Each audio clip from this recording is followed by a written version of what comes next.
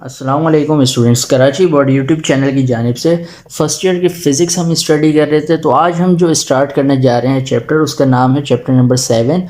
और chapter number 7 जो है वो है वर्क, पावर एंड एनर्जी। तो सबसे पहले हम डिस्कस करते हैं वर्क की डेफिनेशन। वर्क क्या है भाई? Dot product of force and displacement is called work. यानी फोर्स और डिस्प्लेसमेंट का अगर हम डॉट प्रोडक्ट ले लें तो वो क्या आएगा भाई? वो कहलाएगा वर्क कहलाएगा। ठीक है। तो सैम्बल की अगर हम बात करें तो वर्क का जो सैम्बल है उसको हम डिनोट करते हैं W से। इसी तरीके से वर्क के फार्मूला देखते हैं, W equal F dot S, यानी डॉट प्रोडक्ट इसका फोर्स और डिस्प्लेसमेंट का। लेकिन ये जो फार्मूला है ये डॉट प्रोडक्ट की फॉर्म में लिखा है, यानी वेक्टर फॉर्म में है। तो इसे स्केलर फॉर्म में करेंगे तो क्या आएगा? सिर्फ और सिर्फ कॉस थीटा आ जाएगा। अब उसके बाद यूनिट्स की अगर हम बात करें तो इसका जो यूनिट है एमसीक्यूज पॉइंट ऑफ व्यू से बहुत ज़्यादा इंपॉर्टेंट है। तो सबसे पहले देखें, जो इसका यूनिट होता है ऐसा यूनिट, वो होता है जॉल्स। जॉल जो बराबर है वो बराबर होता है न्यूटन मीटर के। और इसी तरीके से इसका एक और यूनिट होता है अर्ग। अर्ग बराबर होता है डाइन सेंटीमीटर के। सीजीएस सिस्टम के हिसाब से, एफपीएस सिस्टम की अगर मैं बात करूँ, इसका यूनिट होता है फुट पाउंड। उसको ऐसे लिखते हैं FT.LB। एक इसका यूनिट होता है BTU। BTU की फुल फॉर्म है ब्रिटिश थर्मल यूनिट। इसी तरीके से फिज़िक्स की कुछ ब्रांचेस होती हैं, जैसे एटॉमिक फ़िज़िक्स है, ये लिखा हुआ है, न्यूक्लियर फिज़िक्स है, पार्टिकल फ़िज़िक्स है। तो फिज़िक्स की इन ब्रांचेस में जो वर्क का यूनिट होता है वो होता है इलेक्ट्रॉन वोल्ट। उसे इस तरीके से लिखा जाता है। अब देखा जाए तो 1 अर्ग किसके बराबर होता है? एक्सपोनेंट -3 जूल्स के।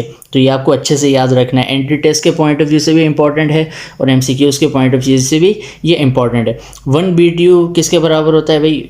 1055 जूल्स के।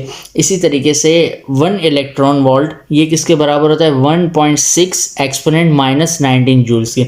नेचर के एतबार से बात करें तो ये हमारे पास जो है ये स्केलर क्वांटिटी है। अब इसकी डायमेंशन क्या होती है? ML स्क्वायर T पावर जो है -2 इसकी आएगी। तो ये इसकी डायमेंशन होती है वर्क की।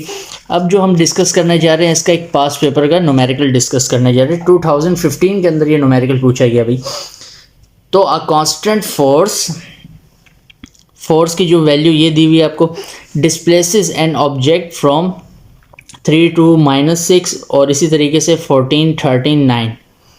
Find work done upon object and angle between force and displacement. यानी आपको जो है वर्क मालूम करना है और एंगल मालूम करना है। इसको तो आपने सिंपल रिक्वायर्ड में लिख लिया ना, वर्क को और एंगल को, यानी थीटा को। अब जो है फोर्स जो है वो आपको कितनी दी हुई है? फोर्स तो ये दी हुई है आपको पोजीशन वेक्टर की फॉर्म में, लेकिन आपको 2 पॉइंट्स दिए हुए हैं। आप एक को नाम दे दें A का और एक को नाम दे दें B का। अब ये जो है, ये दोनों जो पॉइंट्स हम बोलते हैं A और B जो है, ये फासला ये किसके बराबर है? डिस्प्लेसमेंट के बराबर है। तो अब आपको क्या करना पड़ेगा? इसको पोजीशन वेक्टर की फॉर्म में करना पड़ेगा ना। तो सबसे पहले अभी हम इसे सॉल्व करेंगे। सॉल्व करने के लिए आपको स्टेटमेंट लिखनी पड़ेगी, here position vector of point A and B are A equal.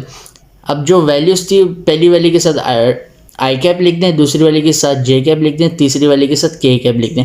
जो B की वैल्यू थी उसकी पोजीशन वेक्टर कैसे फॉर्म बनाएंगे हम? आई कैप लिखेंगे, J कैप लिखेंगे और तीसरी वाले के साथ K कैप लिखेंगे। तो ये पोजीशन वेक्टर की फॉर्म बन गई।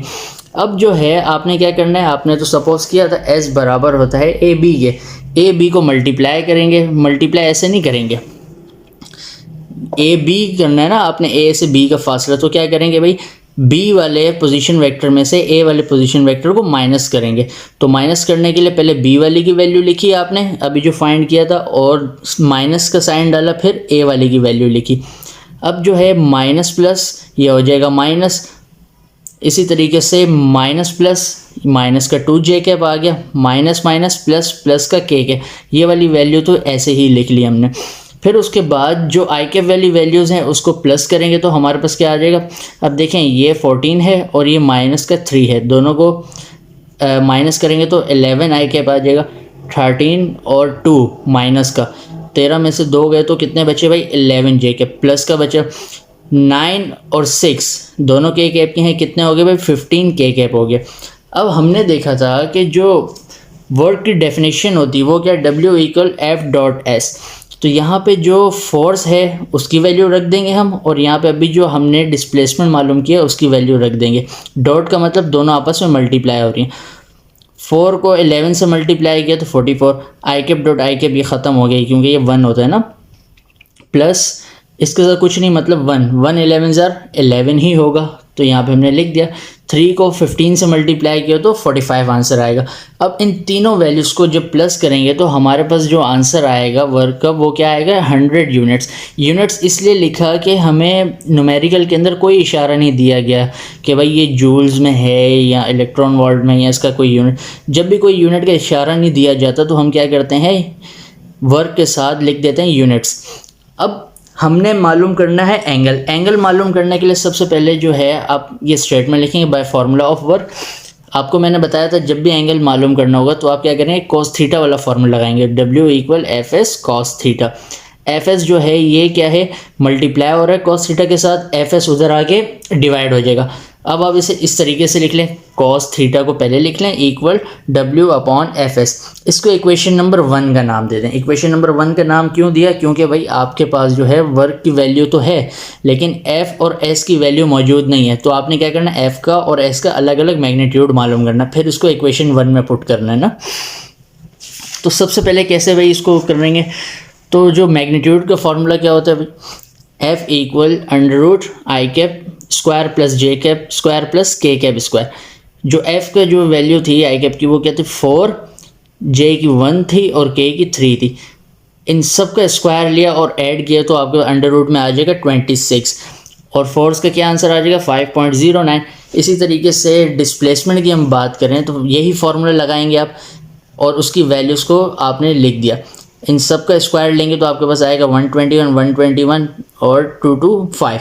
इन सब को प्लस करेंगे तो 467 √ में आएगा। √ से बाहर जब निकालेंगे तो आपके पास डिस्प्लेसमेंट का जो मैग्नीट्यूड है वो आ जाएगा 21.61।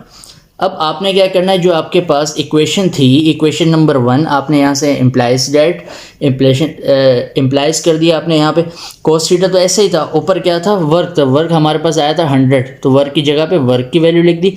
F था यहाँ पे, F की वैल्यू क्या है भाई, अभी फाइंड की थी 5.09।